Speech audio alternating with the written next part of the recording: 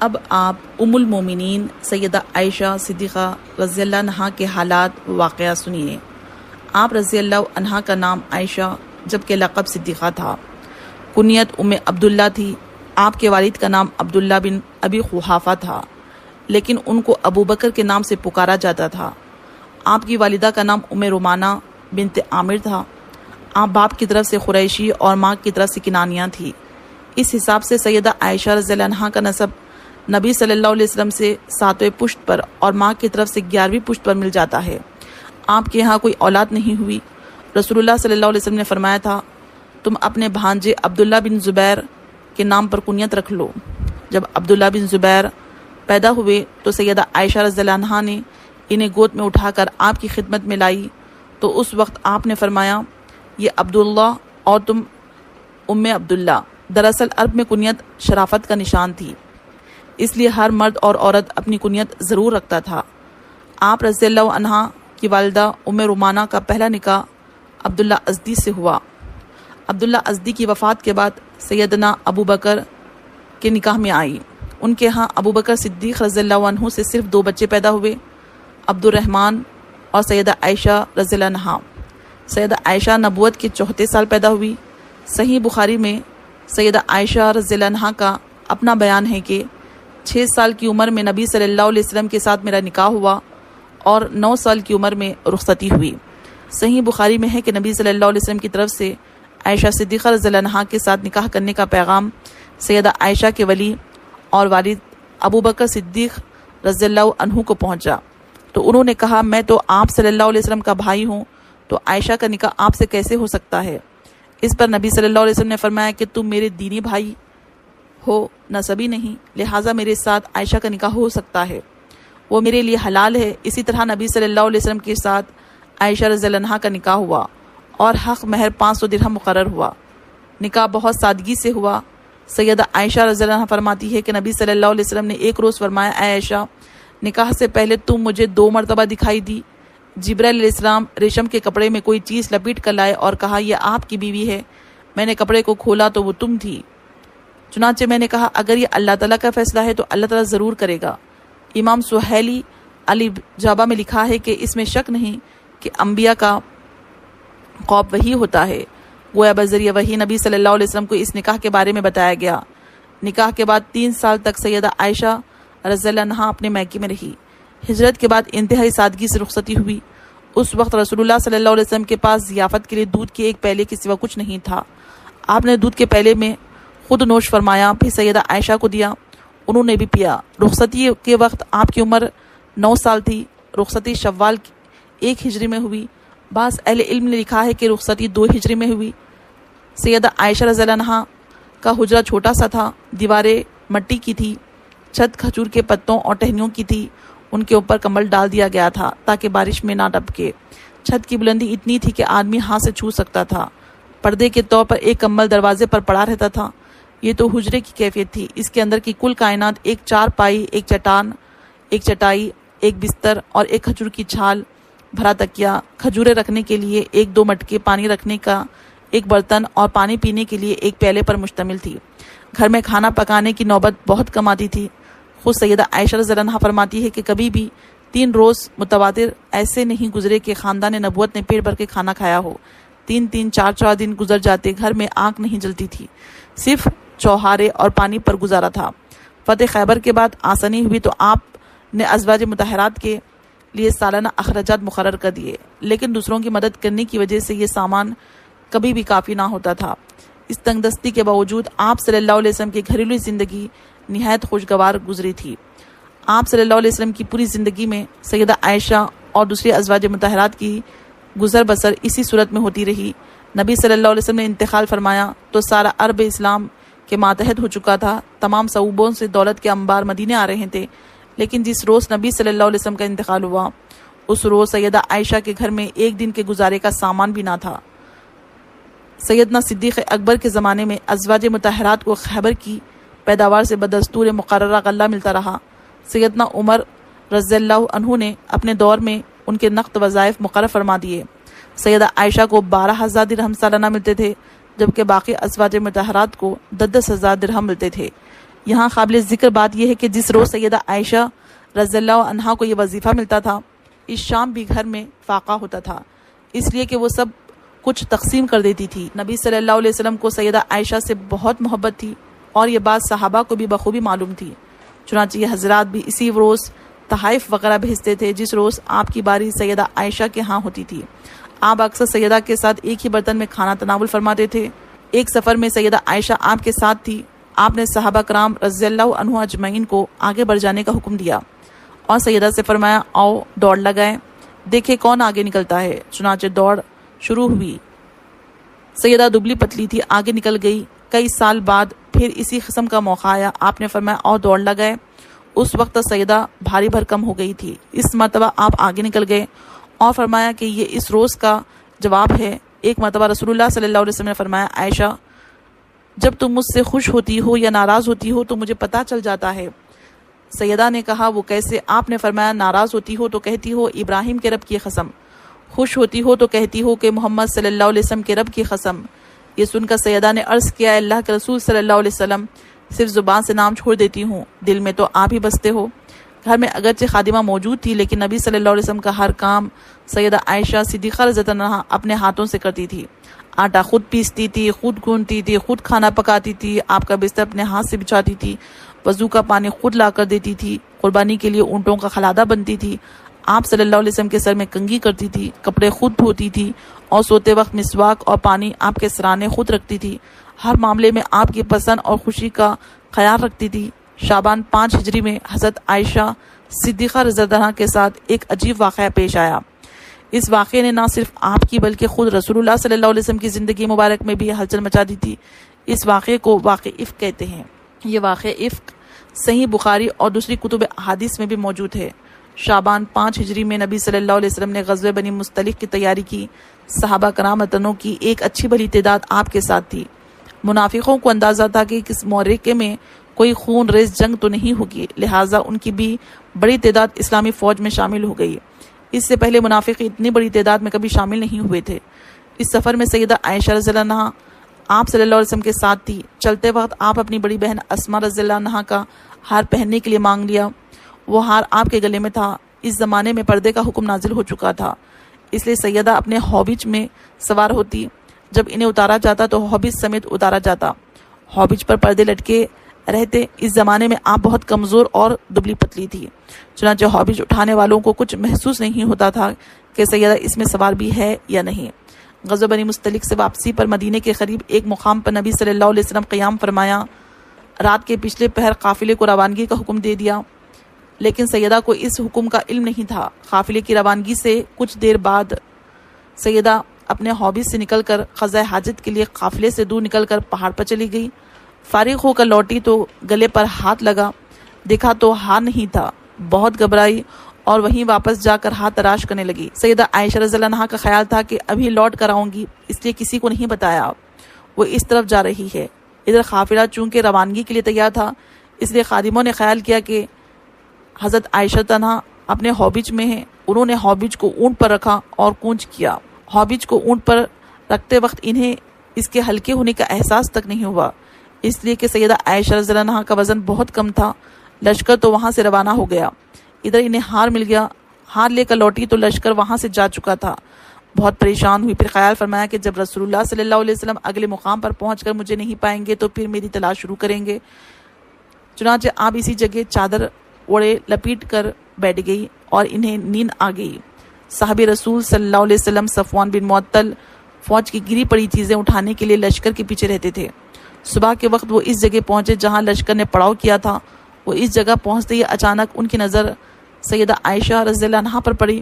دیکھتے ہی انہوں نے آپ کو پہچان لیا، اس لیے کہ پردے کے حکم سے پہلے انہوں نے سیدہ عائشہ رضی اللہ عنہا کو دیکھا ہوا تھا۔ دیکھتے ہی انہوں نے انا للہ و انا الیہ راجعون پڑھا۔ ان کی آواز سن کر سیدہ کی آنکھ کھل گئی، انہوں نے اپنا منہ فوراً چادر میں چھپا لیا۔ سیدہ عائشہ خود فرماتی ہے کہ اللہ کی قسم صفوان نے مجھ سے بات تک نہ کی، نہ ان کی زبان سے سوائے انا للہ کے کوئی اور کلمہ سنا۔ صفوان رضی اللہ عنہ نے اپنا اونٹ سیدہ کے قریب بٹھا دیا، اونٹ سامنے کر کے صفوان خود پیچھے ہٹ گئے۔ سیدہ اونٹ پر سوار ہو گئی۔ صفوان مہار پکڑ کر اگلی منزل کی طرف روانہ ہو گئے اور دوپہر کے وقت اسلامی لشکر میں جا پہنچے۔ یہ ایک بالکل معمولی واقعہ تھا اور سفر میں اکثر ایسا ہوتا رہتا ہے، لیکن لشکر میں منافقین بھی موجود تھے۔ وہ بھلا یہ موقع کیسے ہاتھ سے جانے دیتے تھے؟ انہوں نے سیدہ عائشہ رضی اللہ عنہا پر بددامنی کا الزام لگا دیا، گویا اب وہ پاک دامن نہیں رہی، نعوذ باللہ۔ مدینہ طیبہ پہنچ کر سیدہ عائشہ رضی اللہ عنہا بیمار ہو گئی۔ 1 مہینہ بیماری میں گزر گیا، لیکن منافقین نے اس عرصے میں اس واقعے کو خوب ہوا دی۔ نیک دل مسلمانوں نے اس افواہ کو سنتے ہی کانوں کو ہاتھ لگا لیا اور کہا، سبحان اللہ، اتنا بڑا الزام! عبداللہ بن ابی اور دوسرے منافقین کے علاوہ اس سازش میں 3 مسلمان، حسان بن ثابت، حمنہ بنت جہش اور مصطاق شامل تھے۔ مصطاق سیدہ عائشہ کی ماموزاد بہن تھی۔ ان کا بیٹا مصطاق اس معاملے میں پیش تھا۔ یہ منافقوں کے پروپیگنڈوں کا شکار ہو گئے، بدگمان ہو گئے۔ سیدہ کے خلاف مدینے میں جو طوفان اٹھایا، سیدہ عائشہ کو اس بارے میں قطعاً کوئی علم نہیں تھا۔ وہ تو مدینہ پہنچتے ہی بیمار ہو گئی تھی اور 1 ماہ تک بیمار تھی، لیکن اس دوران رسول اللہ صلی اللہ علیہ وسلم سے آپ سے وہ سلوک نہیں دکھ رہا تھا۔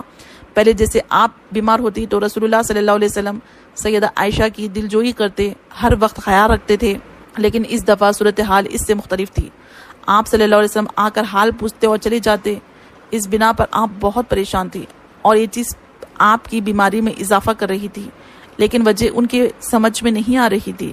سیدہ عائشہ رضی اللہ عنہا خود فرماتی ہے کہ ایک دن میں اور مصطاق قضاء حاجت کے لیے جنگل کی طرف جا رہی تھی کہ راستے میں مصطاق کو ٹھوکر لگ گئی۔ ٹھوکر لگنے پر انہوں نے اپنے بیٹے کو بدوا دی۔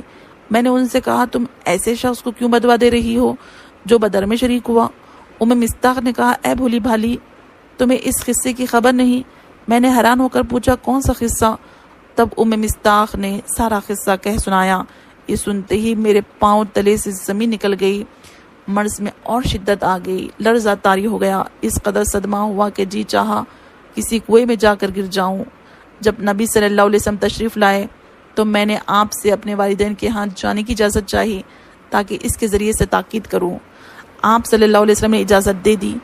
میں والدین کے گھر آ گئی، اپنی ماں سے پوچھا، کیا آپ کو معلوم ہے کہ لوگ میرے بارے میں کیا کہتے ہیں؟ ماں نے کہا، بیٹی تو رنج نہ کر، دنیا کا تو یہی طریقہ ہے کہ جو عورت شکل کی اچھی ہو، خوبصورت ہو، اپنے شوہر کے نزدیک بلند مرتبے والی ہو، دنیا اس سے حسد کرتی ہے۔ میں نے پوچھا، کیا میرے باپ کو بھی اس بات کا علم ہے؟ بولی، ہاں۔ میں نے پوچھا، رسول اللہ صلی اللہ علیہ وسلم کو بھی علم ہے؟ ماں نے جواب دیا، ہاں۔ اس پر میں نے کہا، اے ماں، لوگوں میں اس بات کا بہت چرچا ہے اور آپ نے مجھ سے ذکر تک نہیں کیا۔ یہ کہہ کر رونے لگ گئی، یہ کہہ کر آنکھوں سے آنسو بہنے لگے۔ سیدنا ابو بکر صدیق رضی اللہ عنہ قرآن کی تلاوت کر رہے تھے، میرے رونے کی آواز سن کر آ گئے، وہ بھی رونے لگے اور میں تمام رات آنسوں میں گزاری۔ سیدہ عائشہ رضی اللہ عنہا فرماتی ہے کہ اس واقعے سے مجھے اس قدر بخار ہوا، میری والدہ نے گھر کے تمام کپڑے مجھ پر ڈال دیے۔ اگرچہ کہ سیدہ عائشہ رضی اللہ عنہا کی بے گناہی واضح تھی، لیکن شریر لوگوں کے اس الزام سے رسول اللہ صلی اللہ علیہ وسلم بہت بے چین تھے۔ ادھر وحی کے نزول میں دیری تھی۔ آپ صلی اللہ علیہ وسلم نے صحابہ سے مشورہ کیا، مشاورت میں بہت سی باتیں سامنے آئیں۔ اس عالم میں صبح ہو گئی۔ سیدہ عائشہ رضی اللہ عنہا فرماتی ہے کہ میرے والدین برابر میرے پاس بیٹھے رو رہے تھے، ایسے میں ایک انصاری عورت آئی، مجھے روتے دیکھ کر وہ بھی رونے لگی۔ ہم ایسی حالت میں بیٹھے تھے کہ رسول اللہ صلی اللہ علیہ وسلم تشریف لے آئے، سلام کر کے میرے قریب بیٹھ گئے۔ جب سے یہ واقعہ ہوا تھا، آپ صلی اللہ علیہ وسلم اس وقت سے آ کر میرے پاس نہیں بیٹھے تھے۔ وحی کے انتظار میں 1 ماہ گزر گیا۔ نزدیک بیٹھنے کے بعد رسول اللہ صلی اللہ علیہ وسلم نے فرمایا، عائشہ، مجھے تیری بابت ایسی خبر پہنچی ہے، اگر تم اس جرم سے بری ہے تو بہت جلد اللہ تعالیٰ اسے تجھ سے بری کر دے گا۔ اگر تو نے کسی گناہ کا ارتکاب کیا ہے تو اللہ سے توبہ استغفار کر لے، اس لیے کہ بندہ جب اپنے گناہ کا اقرار کر لیتا ہے، اللہ تعالیٰ کی طرف جھکتا ہے، اللہ تعالیٰ اس کی توبہ کو قبول فرما لیتا ہے۔ سیدہ عائشہ رضی اللہ عنہا فرماتی ہے کہ جب رسول اللہ صلی اللہ علیہ وسلم نے اپنی یہ بات ختم کی تو میں نے جواب دیا، اللہ کی قسم میں اس چیز سے تو کبھی توبہ نہیں کروں گی جس کا الزام یہ لوگ مجھے دیتے ہیں۔ میں تو وہی کہوں گی جو یوسف علیہ السلام کے والد نے کہا تھا، واللہ المستعان علی ما تصفون، اور یہ کہہ کر بستر پر جا کر لیٹ گئی۔ اس وقت مجھے یقین ہو چکا تھا اللہ تعالیٰ میری مدد ضرور فرمائے گا۔ مجھے اس بات کا تصور بھی نہیں تھا کہ اللہ تعالیٰ میرے بارے میں ایسی وحی نازل فرمائے گا جس کی تلاوت ہمیشہ ہوتی رہے گی۔ رسول اللہ صلی اللہ علیہ وسلم اپنی جگہ سے ابھی اٹھے نہیں تھے کہ اچانک وحی کے آثار نمودار ہونے لگے۔ باوجود سردی کے آپ صلی اللہ علیہ وسلم کی پیشانی مبارک پر موتیوں کی طرح پسینے کے قطرے ٹپکنے لگے جو ہی وحی کا نزول ختم ہوا، آپ کا چہرہ انوار مسرت اور خوشی سے چمک اٹھا۔ آپ نے مسکراتے ہوئے پیشانی سے پسینہ پوچھا، میری طرف متوجہ ہوئے، اور پہلا کلمہ جو آپ صلی اللہ علیہ وسلم کی زبان مبارک سے نکلا وہ تھا، عائشہ تمہیں خوشخبری ہو، بے شک اللہ تعالیٰ نے تمہاری برات نازل کی ہے۔ یہ سنتے ہی میری والدہ نے کہا، عائشہ اٹھو، اپنے خاوند کا شکریہ ادا کرو۔ اس پر میں نے کہا، میں اپنے اللہ تعالیٰ کا شکر ادا کروں گی جس نے میری برات نازل فرمائی، میں کسی اور کی ممنون نہیں۔ اس کے بعد نبی صلی اللہ علیہ وسلم نے فرمایا، اللہ تعالیٰ نے تمہاری برات میں یہ آیت نازل فرمائی ہے، تحقیق ہو جو لوگ یہ بہت بڑا طوفان باندھ لائے ہیں، یہ بھی تم ہی میں سے ایک جماعت ہے، تم اسے اپنے لیے برا مت سمجھو، بلکہ یہ تو تمہارے حق میں بہتر ہے۔ ہاں، ان میں سے ہر شخص پر اتنا ہی گناہ ہے جتنا اس نے کمایا ہے، اور ان میں سے جس نے اس کے بہت بڑے حصے کو سر انجام دیا ہے، اس لیے کہ عذاب بھی بہت بڑا ہے۔ اس بات کو سنتے ہی مسلمان مردوں اور مسلمان عورتوں نے اپنے لیے نیک گمان کیوں نہیں کیا، اور کیوں نہ کہا کہ یہ صریح بہتان ہے، اس پر 4 گواہ کیوں نہ لائے؟ جب یہ لوگ گواہ نہیں لائے تو یہ لوگ یقیناً اللہ کے نزدیک جھوٹے ہیں۔ اگر تم پر دنیا اور آخرت میں اللہ کا فضل اور مہربانی نہ ہوتی تو یقیناً تم نے اس بات کے چرچے شروع کر رکھے تھے کہ اس بارے میں تمہیں سخت عذاب پہنچتا، جبکہ تم اسے اپنی زبانوں سے نقل کرنے لگے اور اپنے منہ سے وہ باتیں نکالنے لگے جس کی تمہیں تحقیق تک نہ تھی۔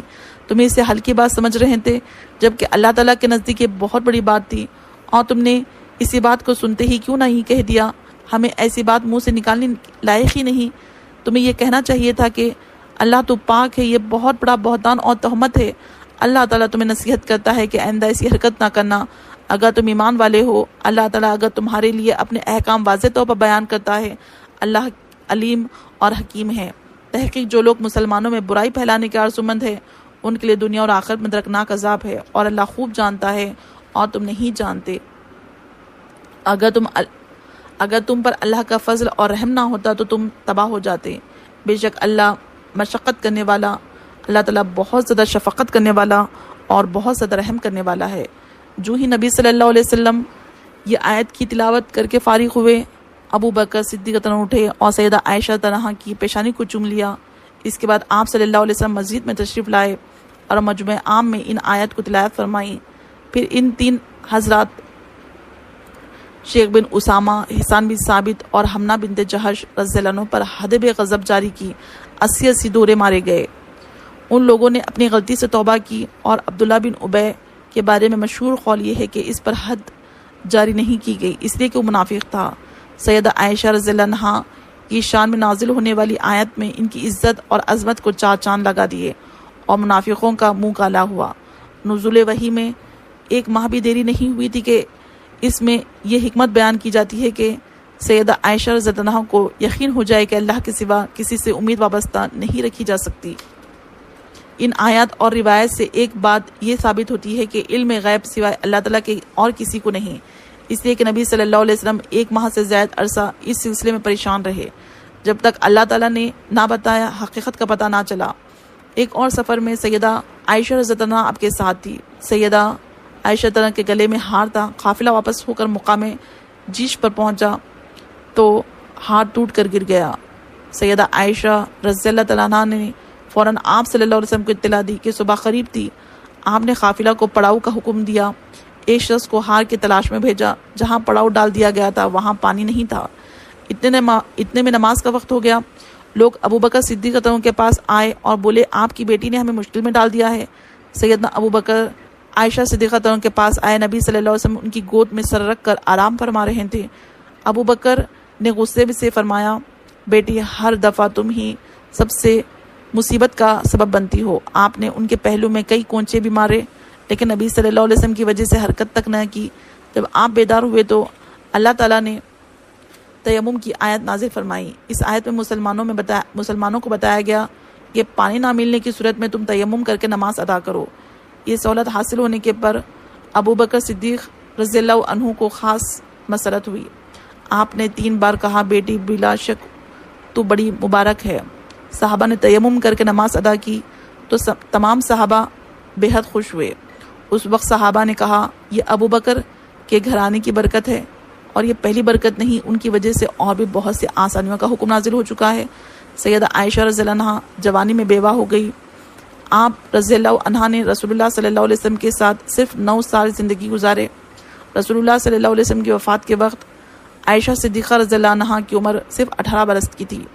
نبی صلی اللہ علیہ وسلم نے اپنی زندگی کے آخری دن سیدہ عائشہ رضی اللہ عنہا کے حجرے میں گزارے، انہی کی آغوش میں انتقال فرمایا۔ آپ کی تدفین آپ ہی کے حجرے میں ہوئی۔ آپ کے بعد سیدہ عائشہ رضی اللہ عنہا نے 50 سال بیوگی کی زندگی گزاری۔ نبی صلی اللہ علیہ وسلم کے بعد سیدہ عائشہ صدیقہ رضی اللہ عنہا کے والد خلیفہ بنے، 2.25 سال تک خلیفہ رہے، پھر ان کا بھی وقت آ پہنچا۔ ان کے بعد سیدنا عمر فاروق رضی اللہ عنہ خلیفہ ہوئے۔ ان کے زمانے میں تمام ازواج مطہرات کو 10,000 اور سیدہ عائشہ رضی اللہ عنہا کو 12,000 سالانہ وظیفہ دیا جاتا تھا۔ جو ہی یہ سالانہ خرچہ ملتا غریبوں میں تقسیم کر دیا جاتا۔ سیدہ عائشہ رضی اللہ عنہا، سیدہ عثمان، سیدنا علی اور سیدنا حسن بن علی رضی اللہ عنہ کے دور خلافت تک باقاعدہ حیات رہی، حتیٰ کہ سیدنا امیر معاویہ رضی اللہ عنہ کی مدت خلافت ختم ہونے سے 2 سال پہلے 17 رمضان مبارک 58 ہجری کو انتقال کیا۔ اس وقت آپ رضی اللہ عنہ کی عمر 63 برس تھی۔ اس حساب سے انہوں نے خلافت معاویہ میں اپنی عمر کے آخری 18 سال بسر کیے۔ آپ کی وفات پر سارا مدینہ غم میں ڈوب گیا۔ اللہ تعالیٰ نے آپ کو اولاد مرحمت نہیں فرمائی۔ سیدہ عائشہ رضی اللہ عنہ کے دل میں اللہ کا خوف کوٹ کوٹ کر بھرا ہوا تھا۔ اپنا سب کچھ خیرات کر دیا کرتی تھی، یہاں تک کہ روزہ افطار کرنے کے لیے بھی کچھ نہیں بچتا تھا۔ نبی صلی اللہ علیہ وسلم کے ساتھ رات کو تہجد پڑھا کرتی تھی، اکثر روزے رکھتی تھی، حج کی سختی سے پابندی کرتی تھی، غلام آزاد کرنے کا بہت شوق تھا۔ ایک مرتبہ 40 غلام آزاد کیے، پردے کا خاص خیال رکھتی تھی۔ آپ رضی اللہ عنہ کی روایت کردہ احادیث کی تعداد 2210 یعنی کہ 2210 ہے۔ ان میں صحیح بخاری اور صحیح مسلم میں 286 احادیث میں آپ رضی اللہ عنہ صرف قرآن اور حدیث کے علوم ہی نہیں جانتی تھی، بلکہ تاریخ، ادب، کتابت اور شاعری میں بھی انہیں مہارت تھی۔ عورتیں اکثر ان سے مسائل پوچھنے کے لیے آتی تھی۔ نبی صلی اللہ علیہ وسلم آپ کے حق میں دعا فرمایا کرتے تھے، اے اللہ عائشہ کے اگلے پچھلے پوشیدہ اور ظاہر تمام گناہوں کو اپنے دامن مغفرت سے ڈھانپ لے۔ آپ یہ دعا سن کر بہت خوش ہوئی۔ سیدہ عائشہ رضی اللہ عنہا کی ایک خاص خصوصیت یہ بھی ہے کہ سیدنا جبرائیل علیہ السلام نے سیدہ عائشہ رضی اللہ عنہا کو سلام کیا۔ اللہ تعالیٰ نے آسمان سے آپ کی برکت نازل فرمائی۔ مکمل 10 آیات اس سلسلے میں نازل ہوئی۔ آپ کے علاوہ رسول اللہ صلی اللہ علیہ وسلم کے نکاح میں کوئی اور کنواری نہیں آئی۔ رسول اللہ صلی اللہ علیہ وسلم عائشہ رضی اللہ عنہا کے بستر پر ہوتے تو وہی آ جاتی تھی۔ یہ شرف کسی اور زوجہ مطہرہ کے حصے میں نہیں آیا۔ اللہ تعالیٰ نے اپنے نبی صلی اللہ علیہ وسلم کی روح اس وقت قبض فرمائی جبکہ آپ کا سر سیدہ عائشہ رضی اللہ عنہا کے سینے سے لگا ہوا تھا۔ انتقال بھی اسی رات کو ہوا جس رات ان کی باری تھی۔ آپ صلی اللہ علیہ وسلم انہی کے حجرے میں دفن ہوئے۔